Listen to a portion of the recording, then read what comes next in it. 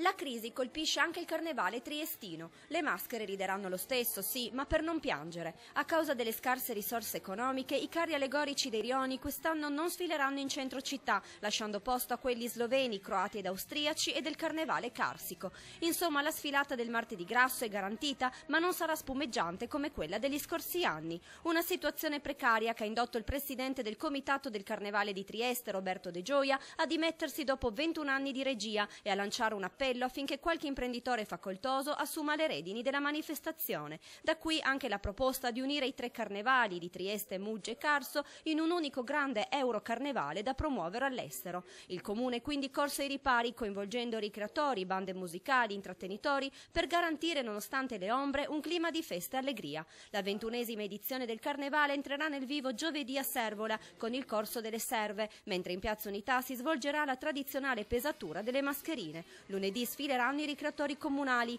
Martedì 21, giornata clou, il corso mascherato per il Palio di Trieste tornerà a snodarsi lungo il percorso storico con il passaggio in Piazza della Borsa. I funerali del carnevale si celebreranno a Servola il mercoledì delle Ceneri. Sul fronte della sicurezza, al fine di contrastare l'abuso di alcol e sostanze stupefacenti, la provincia potenzierà il trasporto pubblico verso Mugge e Sgonico, garantendo un presidio di operatori overnight.